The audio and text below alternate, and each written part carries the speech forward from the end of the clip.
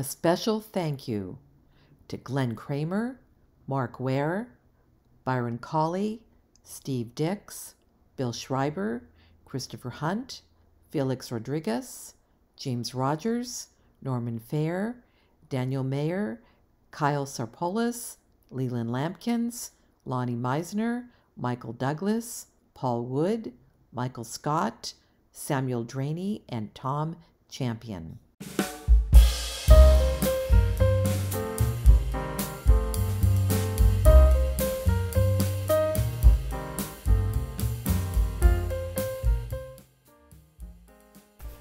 Well, it's Sunday. It actually is Sunday, and it's time for Slot Car Fun. Welcome back, and again, thanks for everyone who's been joining the Facebook Slot Car page. We've got some really great people in there. And looking at my list here, and I'm not going to throw it at the screen the way Dave does, okay? I might set fire to it with a lighter. That'd be interesting. But that's Dave's thing. And so, but the list is a good thing.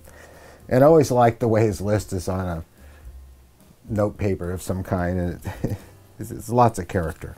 By the way, if you haven't seen Dave's photography he's done from being a journalist for 30 years, it never ceases to amaze me growing up in a family of photographers, as I did. I used to spend time at Ansel Adams' house quite often in San Francisco with my grandmother, who was friends with him and worked with him.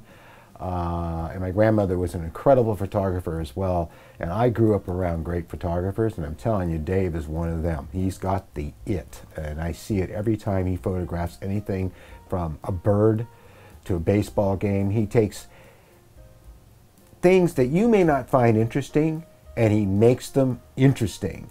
And you get a great feeling from it. And not all photographers are capable of that. And he's quite the artist. Dave, you're an artist. I hate to tell you that, but you definitely are, my friend.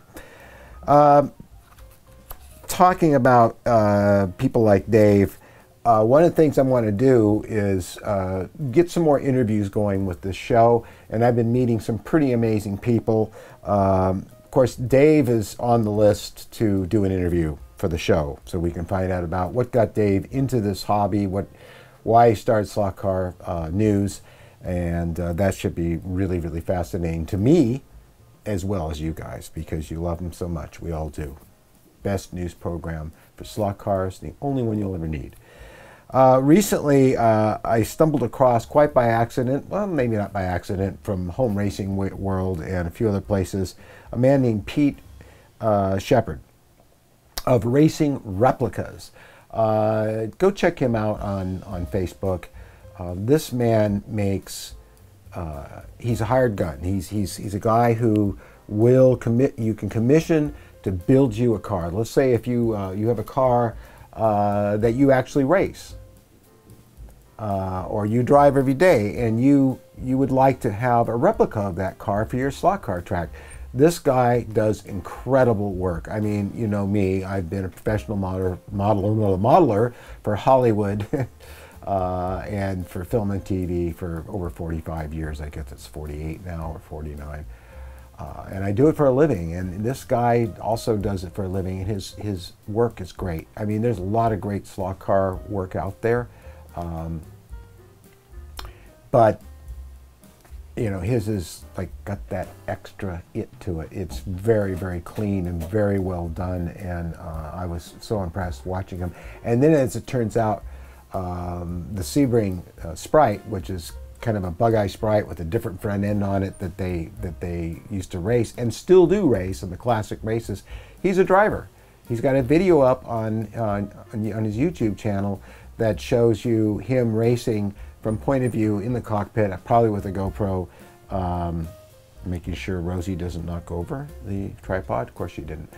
That was really quite enthralling. I mean, it's the whole race, and you get to sit there over his shoulder and watch him race the car. It was fantastic. I love it when I find out that people in slot car racing are also full-size drivers. I did a lot of full-size driving myself at one time.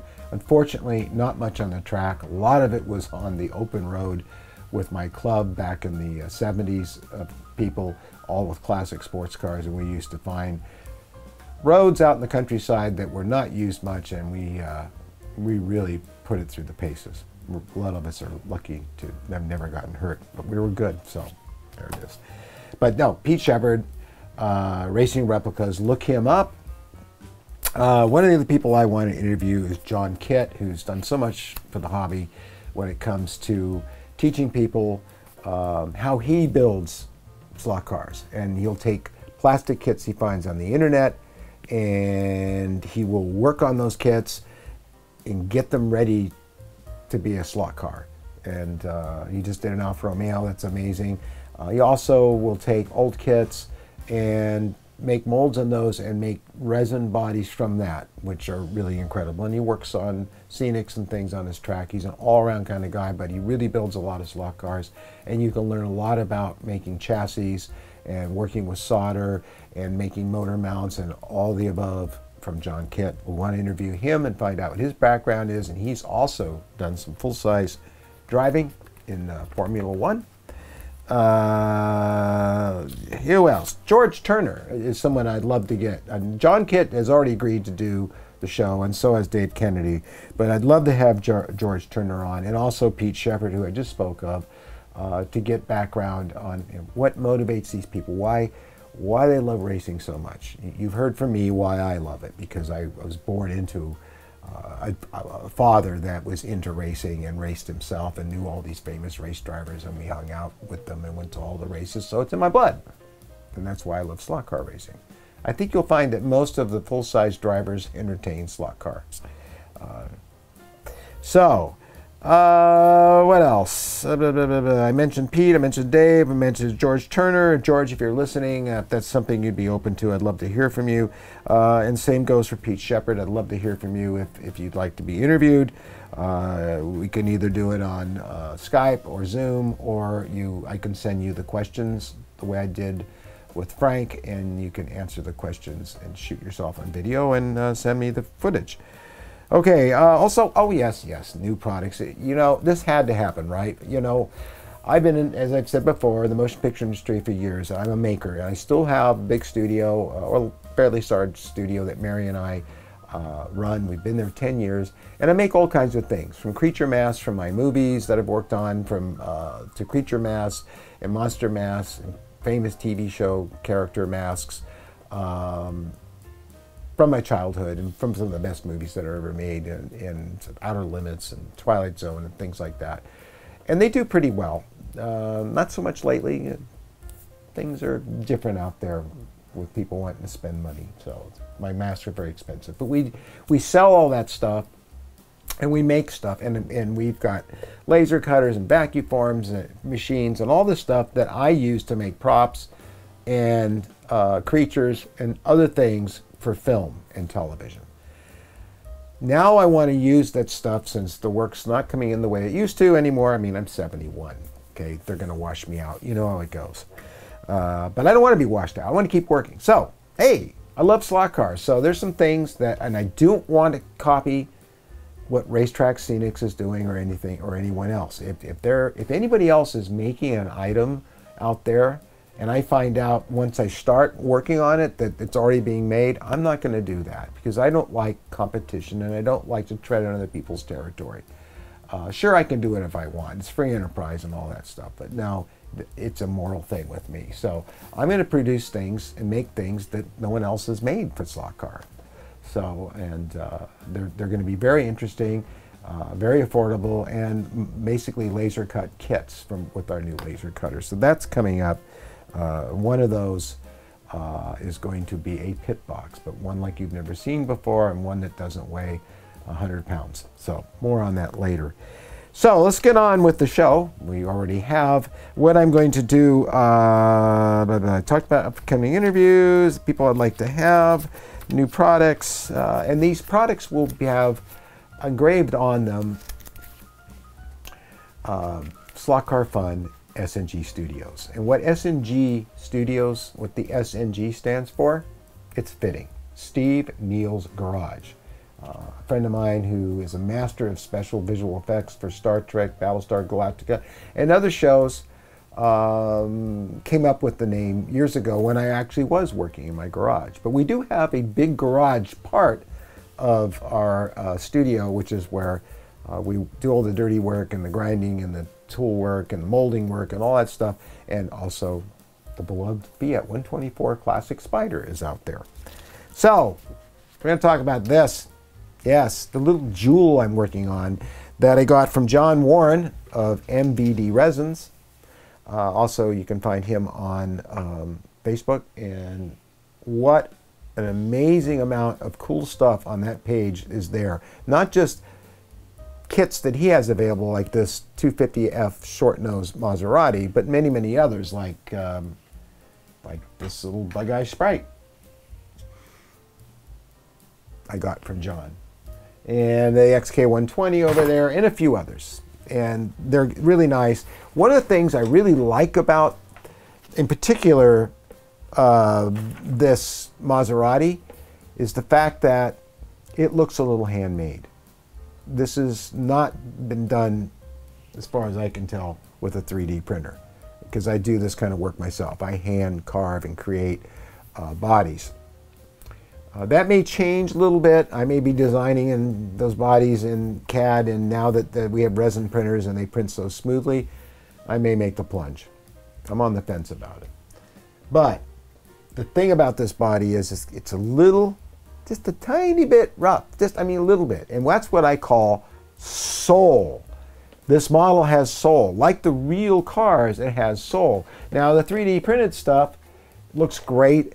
It looks perfect. It looks precision. I'm pretty sure this probably was 3D printed, and then they pulled several different passes on it until they got it absolutely perfectly smooth in every way, and then the final molds in metal and injected these bodies, which this car is absolutely beautiful.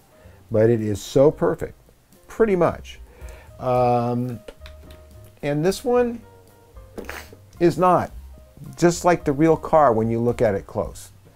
And it seems like I'm in pretty bad lighting, and I'm not sure why. But anyway, you can see me, you hear me. And so what we're going to do is take a close look at this. I'm going to show you what I did on it.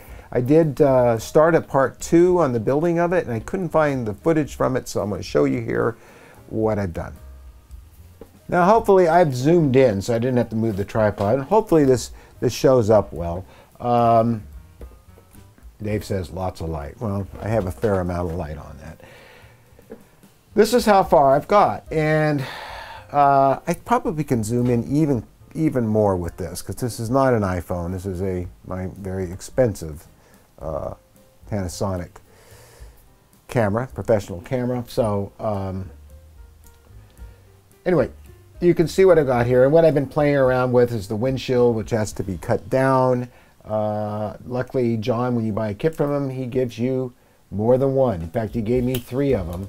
The little vacuform guys, and so that's good. He also gave me a couple of drivers. This one, the driver he sent me, I had to cut down, use the other arms that came with it, and reposition it. But you know, this is really a nice driver. It really does. He's got that feeling of action, like he's in movement. That's flakes have been trimming off of him. And then of course he also gave me 2 sets of exhaust pipes. Now I'm going to remove all this stuff here and show you the car. So I haven't done much more in this because I ordered from Indy Decals the come on, tilt down, the decals for this, for the Stirling Moss version, which was 1956, but that's what they had. So you know, they're great decals. The sheet was, I think, $5. I mean, they do a great thing. Unfortunately, I won't get them for a while because currently they're in Indianapolis. Indy Decals, Indianapolis, they're at the race. So they'll be back next week, so they'll be shipping these out on the 2nd. So I should have them, you know, by the following week, and then I can put the decals on. So I don't really want to do too much more to this, because if I put the windshield on, the driver and all that stuff, they're all going to get covered and, to me, a clear.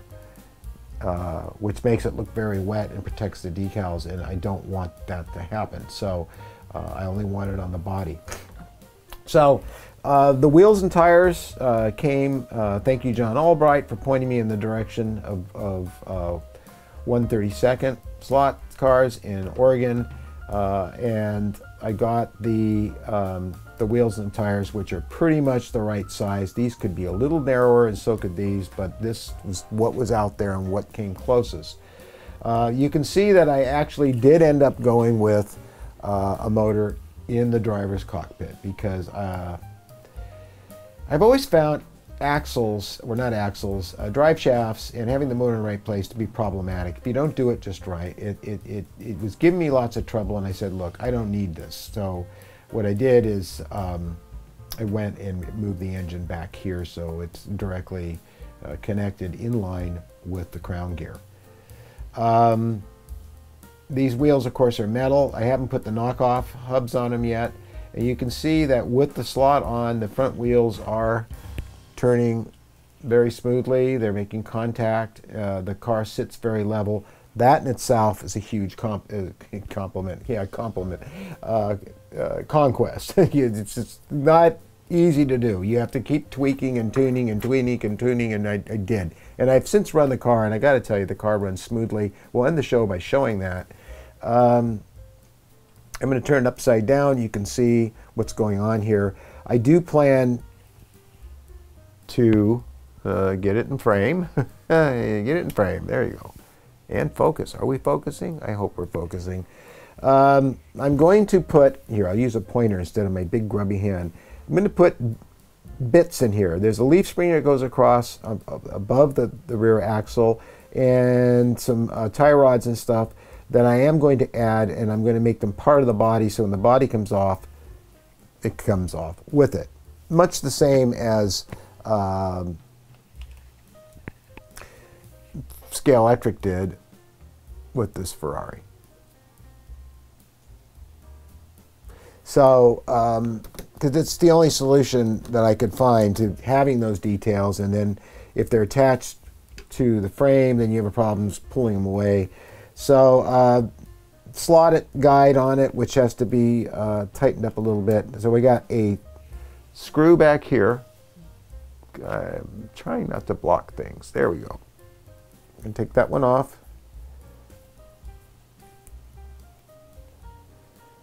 And that just goes straight into the body. You can't see it when it's turned upside down. I thought it was, you know, you want to keep this stuff simple so you can get in and out of it quickly. And then one here that goes into a post. And again, I got to look at the screen and make sure that I'm staying in frame because I'm zoomed in so close. There we go. Up that comes and straight on the floor where I'll never find it. Isn't it always the way? And I'm serious. No, I found it. What do you know? Helps to vacuum the floor. That's why I was able to find it easily. Okay, so we got those. Okay, let me show you what's going on in here. So I want to tighten up the spacers a little bit on this, but this is just such a nice mesh. Oh, hang on. So I want to show you what's going on inside here. So this is, yeah, there you can see the size of it. This little motor really packs a punch, and it's the same motors that Osterio uses in his Formula cars and his Indy cars that he makes. And in fact, I learned about these motors from him.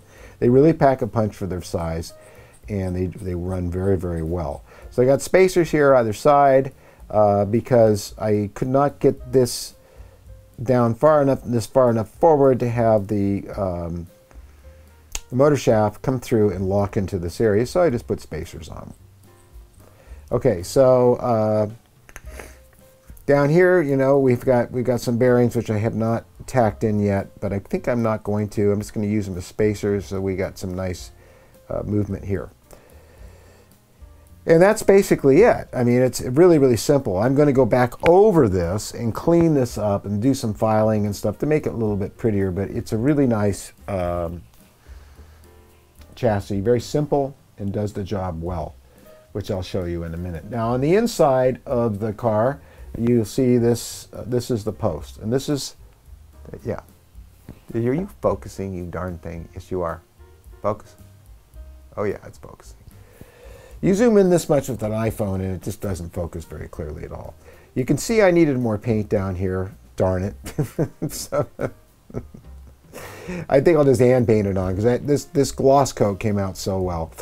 So we've got styrene right here that I made a styrene post and glued it down there and did a measurement so it was the right height and I could screw into that right on center, which I pretty much did, and it worked out very well. And you can see there's no clear on this. This is just Tamiya red, bright red, right out of the can, which really worked well. I was very, very, very happy with that. So they painted in other colors. They painted in blue. I don't know. I've seen them in blue. I don't know what the other colors are, but I know they did. And you know what? For me, an Italian car should always be red. I wish my Fiat was red, but it's white and it's going to stay that way because I don't want to paint all the door trams and under the hood and all that stuff. So white will be fine. I'm going to put this back together and we're going to put this on the track. But before I do, while I'm here and while I'm in the kitchen, I'm going to show you something else. I'm going to show you this. I got this on eBay. I forget who, and please forgive me, the gentleman that referred me to this source. I appreciate it very much that you did that.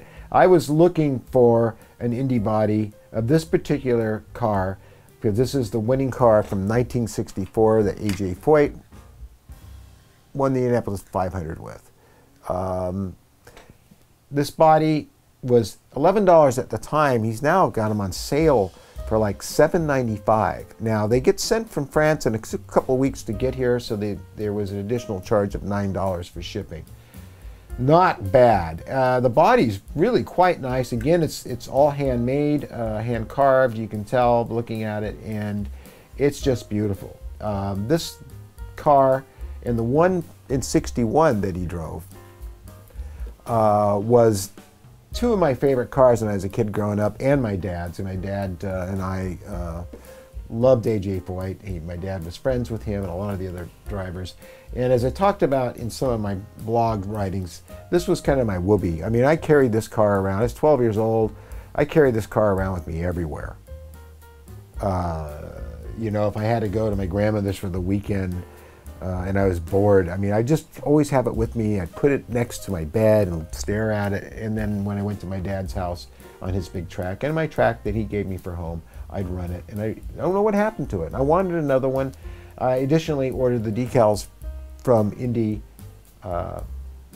decals for this as well. They have the exact decals for it. So you can see there's some little pivots and things in it which I'll have to fill. It's not quite as clean as that Maserati, but I'm telling you this right now, for $11 and $9 for shipping, it was worth it. It comes with some exhaust pipe material and a few other things, a wheel, a driving wheel, but no driver or anything, no interior. That's all up to you, and you know you can do it. So if you're into building cars yourself. So I thought I'd show you that too, because you know I'll be building that as a next build, and also additionally I will be building. And now I can zoom back out. So coming up soon, after those get built, we're going to build this 917 1/24th scale Porsche, which I'm looking forward to doing. One of my favorite cars is the 917 Porsche. This is the K version. So let's end this show with running the Maserati around the track a little bit. But I wanted to say goodbye from here and say thank you so much for the support. And of course, always please hit the like button if you enjoyed this video and if you enjoy the series Slot Car Fun. And thank you for all the wonderful comments and enthusiasm and joining Slot Car Fun on Facebook. We're up to 306 members now, which is kind of a milestone because it's been very slow to grow, but all of a sudden it's taking off and we're getting some of the really best people in the slot car world in there, which is really nice. And the page and the show is different from what everyone else is doing, and that's on purpose because what I like to cover is the Southern California racing scene because I go to the races. And I race with the clubs. Also, I like to cover and interview some of the most interesting people that I'm running into in the hobby and what they're up to and how they got into the hobby. I'm going to be covering builds that I do personally and running them on the track and working on my track. So it's really a very personal show, And I really invite you all to join the Facebook page and show us what you're doing too. Because we all inspire each other. I know we do. I mean, when I saw Pete Shepard's work, I got so inspired. And it's that inspiration of seeing somebody else's amazing work. You know, you think you're doing good and you see some other person, it's like, oh my God, that's so incredible. I want to do incredible work like that. And then they may see your work and think, oh, that's really neat. I got to do that. We keep ourselves going. And we keep this hobby exciting and alive and always changing and always something new to discover and experience. So thank you all for that.